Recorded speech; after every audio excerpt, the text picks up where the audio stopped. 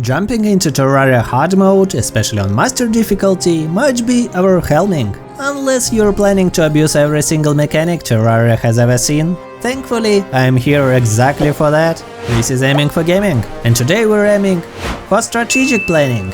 Today, just as in the first part, Zhuge will be helping us with his strategies. First of all, we should gear up a bit to feel more comfortable in hard mode. With the death of the Wall of Flesh, we obtained a hammer capable of destroying altars, and after getting rid of 3 of them, we can access new ores.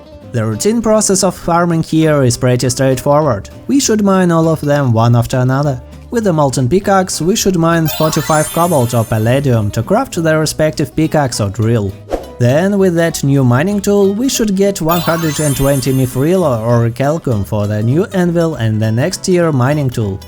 The latter would allow us to mine the final ore at this point, titanium or adamantite. We'll need a total of 346 of these for the forge, armor and the final mining tool. Speaking of armor, for one of our strategies, titanium armor with its special set bonus is not applicable, so if you get titanium in your world, just throw it into shimmer to get adamantite.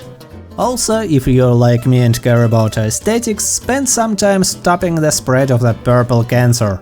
Next up, we should pick our next class. Surprisingly, I will use all 4 classes in hard mode, but for starters, my pick will be Ranger.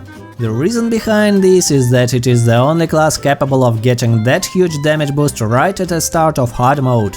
Let me explain. Currently, there are 3 quivers in the game, each boosting our damage output by 10%. There are other bonuses, some of which don't stack, but damage does stack. And we can make 3 quivers relatively easily by killing skeletons, which are basically everywhere underground, then upgrading quivers into new variants. For example, I found a lava charm in the chest and transformed it into a magma stone required for the second quiver. Combined with a ranger emblem, we'll get a 45% damage boost. Don't forget to reforge them into plus 4% damage. Regarding mimics, from regular ones we can get the cross necklace, which will double our invincibility frame length, and it is lethal for our next bosses. Also, if you have a corrupted world, several putrid sands will be nice to get as well. This is more than enough for a while, so it's time to face our first hard mode boss. And our first target will be none other than Zhuge Fishron. And I'm planning to let him kill himself.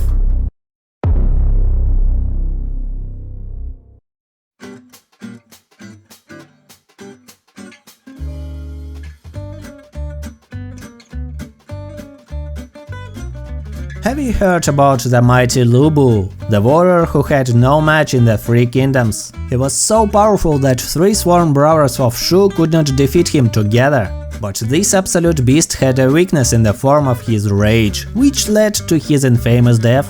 And I'll use the rage of my opponent against him as well. Zhuge Fishron is a very strong opponent on its own, but if you get far enough from the ocean, he becomes enraged. His speed increases and his damage and defense become doubled, and this is his biggest weakness. To demonstrate it, I'll need several items. A Sergeant United shield, rarely sold by the traveling merchant. I spent 11 hours trying to get it. Cactus armor and a cross necklace.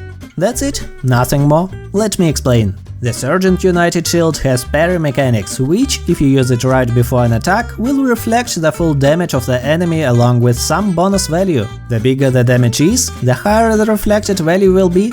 Cactus armor further boosts the reflected damage, and combining it with the penetration items we'll already have from pre-hard mode will help us dish out some impressive numbers. Then we should build multiple intermediary teleportation hubs to move Zhuge away from the ocean without despawning him, and create a final arena as shown on the screen. This arena consists of a middle room surrounded by double block walls which will protect us from sharks, and multiple horizontal and vertical block lines which will negate the tornadoes. Now all we have to do is to survive all of Zhuge Fishron's patterns by looking at him and parrying his attacks, witnessing whopping damage numbers from 600 to 1000 each time we parry an attack.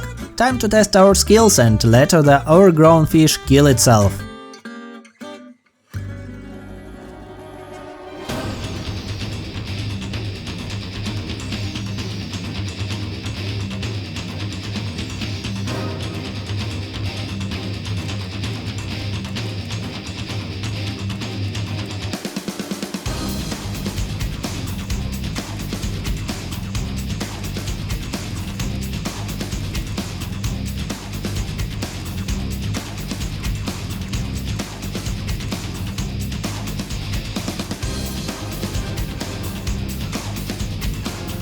every beast has its weaknesses.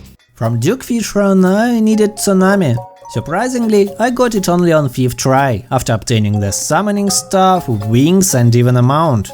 This bow with an Unreal modifier will complete our ranger setup. And this setup is still in the early hard mode, by the way. Now is the perfect time to show you what this bow can do combined with strategic thinking.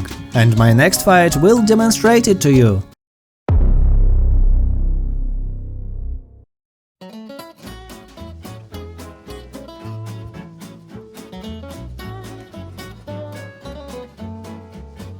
Do you remember the story about the 3 visits of Lord Liu Bei? He visited Zhuge Kongmin 3 times and only on the 3rd try did the great strategist accept a proposal to join Liu Bei's forces. The number 3 is a magic number in the 3 kingdoms. But what could happen if Lord Liu Bei only visited Zhuge Kongmin once? I'll show you the answer in this place, where I built an upgraded version of the damage preventer from Verdes. Now with a hard stage on top to provide additional healing and automation to spawn skeletons. With a cross necklace, bosses now have even less chance to damage me. With our gear, holy arrows, tsunami and this damage preventer, let's force all 3 mechanical bosses to visit us at the same time. In a normal situation, these 3 bosses would have killed me in seconds. Yet here I am, standing in between of 3 bosses completely unharmed.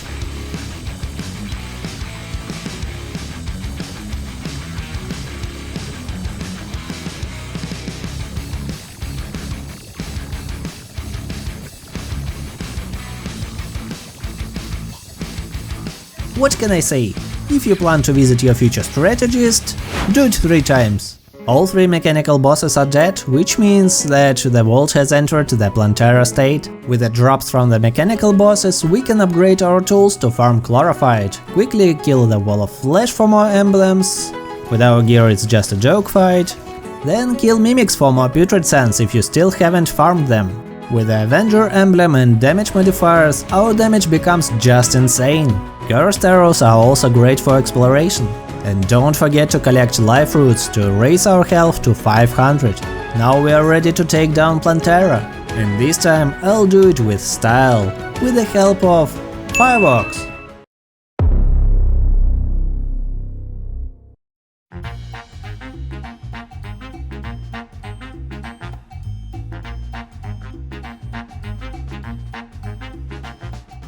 Have you heard about repeating crossbows? Zhuge Kongming invented his version called the Zhuge Crossbow. The mechanism was simple, multiple arrows shot at once to cover a wider area. We'll rebuild the Zhuge Crossbow, but instead of arrows we'll use fireworks. Fireworks can be bought from the party girl, and they are mostly used as celebration consumables. Unless you're not planning to kill someone with them. The problem is that to deal damage to enemies, each firework should have direct contact with them. Their splash also deals damage, but only once per line, so we can't just let them fly and touch one wall. But is this really a problem? This just means that we should prepare our arena wisely. And here's where the Zhuge Crossbow comes in handy. Here's a step-by-step guide. Step 1. Find and shield Plantera from accidental attacks. Step 2. Dig extensive tunnels upwards and downwards, creating a spacious area in the middle. Step 3. Set up fireworks.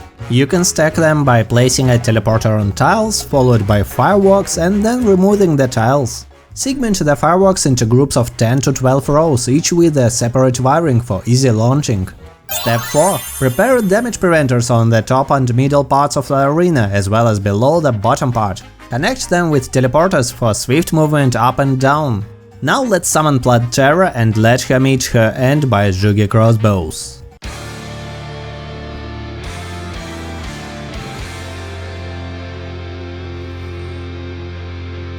Hello?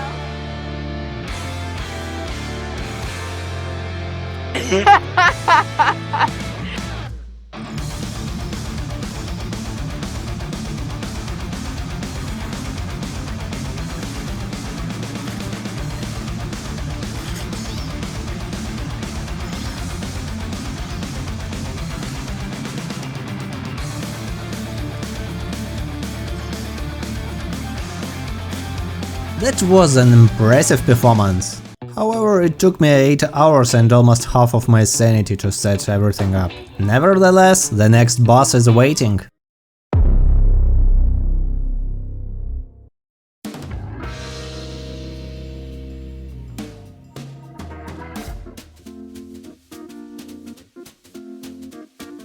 Golem is a tricky opponent, mainly because he resides inside the dungeon, making it impossible to layer wires inside. But is this really a significant problem? Of course not, because I am planning to fight only a quarter of the golem. Have you heard of the empty fort strategy? Zhuge Kunming employed it once, where he sat alone in Xicheng on top of a platform, making his enemy Sima Yi believe that there might be a trap. In reality, it was just a psychological attack aimed at an overly cautious enemy. I'll apply the same strategy against a golem. First and foremost, we'll need to get into the golem's room. If you don't want to traverse the entire dungeon, just use a hoik. Adjust a tile shape with a hammer as shown on the screen to pass through walls. Now locate the room with the golem and create a simple arena. Here we will use the spawn limit, but an upgraded version. As we learned from the first part, the spawn limit can be reached by releasing rabbits and target dummies. However, unlike the Eater of Walls, this boss won't die if we leave him with only one spawn slot. No, this is not death, it's better. The golem will enter the fight with only its body, which, unlike its head and hands, can only jump. The boss is already in its final form without the other parts, meaning we only need to destroy the body.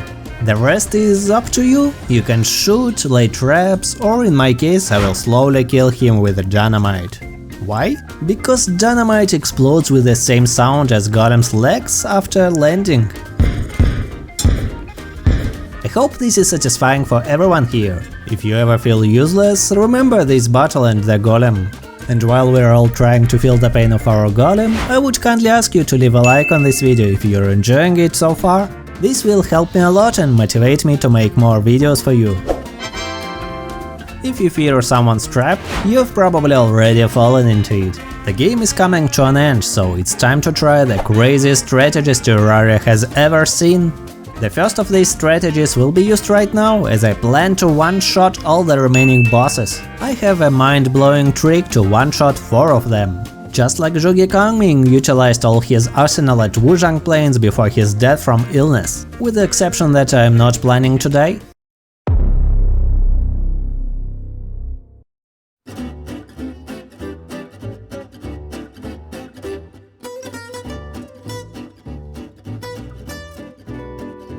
Remember when I said I would use all classes today? This trick requires me to become a summoner.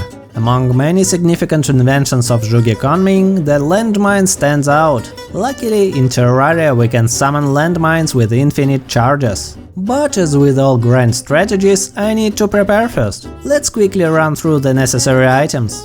We need a clan terminator with blue solution, which is sold by the steampunker NPC if she stays in a hollow affected biome. Mushroom seeds are essential, and they can be purchased from the dryad if she is living in a mushroom biome. These seeds will be used to create a mushroom biome with a house that will attract the mushroom NPC who sells the auto hammer, which surprisingly makes mushroom bars from mushrooms. With these mushroom bars we can craft mushroom armor to increase our damage output as a ranger. By the way, the next Plantera has spawned almost in the same spot. Amazing, but no, thank you. Where was I? The items. Next up, we'll need more emblems from the Wall of Flesh, the prismatic lacewing to summon the Empress of Light, gelatin crystal to summon Queen Slime, destroyer emblem, and Golem's Eye. Additionally, we'll need 2 Hercules beetles, which can be bought from the Witch Doctor NPC for 35 gold each. We'll also need Pumpkin Moon medallions to summon the Pumpkin Moon event. Crafted from ectoplasm dropped by enemies in the dungeon, hallowed bars dropped by mechanical bosses, and pumpkins that can be grown or, in my case, shimmered from cactus. From this event we should obtain 2 necromantic scrolls dropped by Morning Wood, and then we combine one of them with the Hercules beetle to get a Papyrus Scarab. And that's basically it for the gear. Now let's go and buy Eternal crystals. We'll need at least 500 of them. After that we must build a small Old Ones army farm arena and prepare for hardcore farming. We'll need a total of 210 defender medals to buy the explosive trap stuff and the full riding set, which boosts explosive trap damage. It's also good to get the apprentice scarf from the Dark Mage to further boost our summon damage. Additionally, we'll need 5000 Ethereum mana, which can be farmed quite quickly by activating the event, placing 10 mana inside a chest and logging out. This is truly the fastest way to get mana, but you'll need to repeat this process 500 times, which is why you need at least 500 crystals to activate the event. With all that preparation, we are finally ready to do something truly bad to the next 4 bosses. To make this trick work, we must meet several conditions. First, we need the arena near the dungeon to ensure that the boss from the Old One's Army event won't despawn. Second, we require an actuated floor under the Terraria crystal stand and a lever to activate it. Third, we need a elevator of the same size as the Terraria crystal, with a width of at least 3 blocks, leading not only to hell but even below. Did you know that the world does not end at its borders? Well, something is keeping this lever in place, right? Our task is to destroy everything below the corner with dynamite, ensuring that nothing exists below the border. On top of the dungeon entrance, we should build a simple structure with 3 blocks and 1 block on top, which we must cover with an actuator and 1/4 timer. Don't forget to spread hollow or bosses won't come. Alright, let the show begin. We will start by activating the Old One's Army event and quickly using the actuators, which will drop the crystal. But where? Without the corner, this crystal will fall into the abyss itself, maybe in another Terraria world, who knows? Without the crystal, the whole army won't know what to attack and will break completely. This means we have all the time in the world to collect our Ethereum mana, which won't disappear during the ongoing event, and then proceed to the dungeon arena we prepared earlier. Here we switch to a summoner and can now start using the actuated tile to place as many explosives as we wish. And we wish to place 500 of them. Do you remember the projectile limit of 1000? Each explosive is counted towards that limit as well as each explosion. In other words, we simply cannot place more than 500 explosives at once. And we also cannot place them in one area, but the actuator solves this problem for us.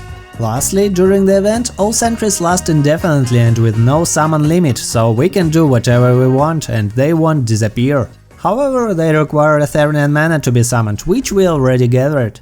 And once all 500 explosive traps are placed, we can summon the Empress of Light and…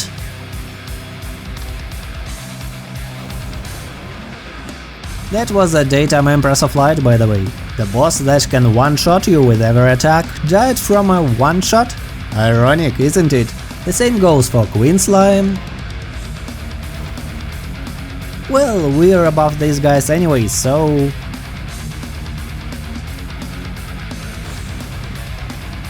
Now we can return to our event and finish it. There are some problems with broken enemies for sure, but Terra Prisma from Empress of Light and explosives help a lot. Look, an ogre decided to join the crystal in another game. And finally, on the last wave, Betsy will appear, just to realize that…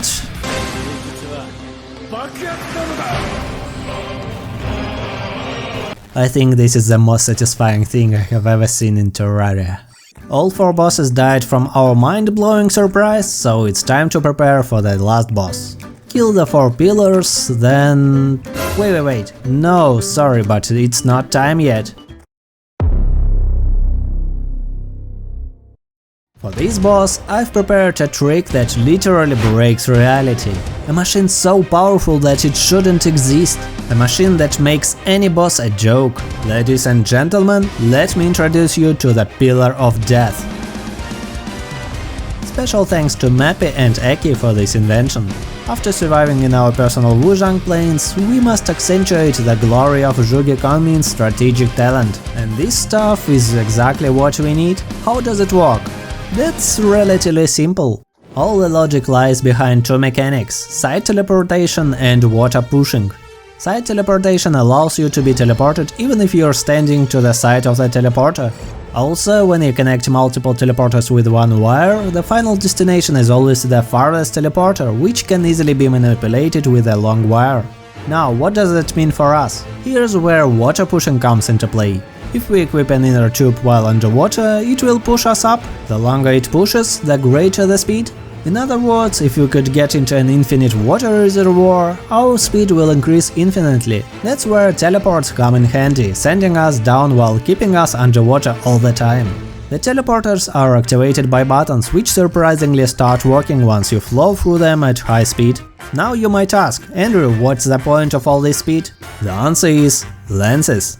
They gain additional damage based on your current speed, and this damage is not limited, so we can get as much damage from one hit as we wish.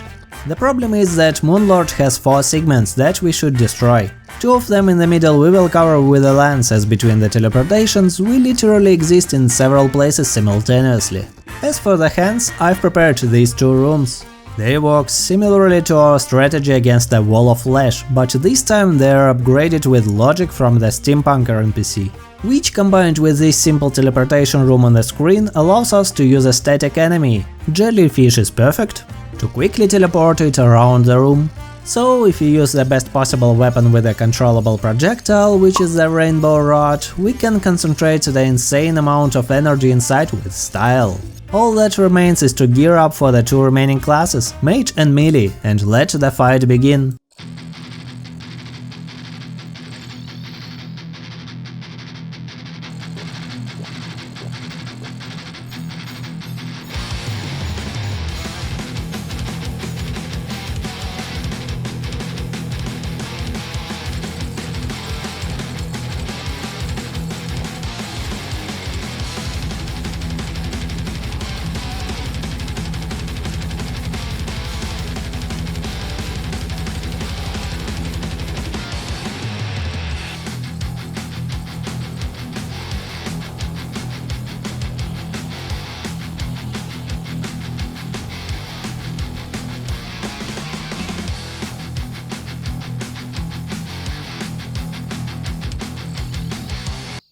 This was amazing. I've never felt this refreshed after a boss fight in Terraria. I think with this we have achieved what we were aiming for today, but next time we'll aim for more. If you want to watch more videos or miss the first part for some reason, just visit my channel and consider subscribing, it's that easy. Thank you all for watching and see you next time.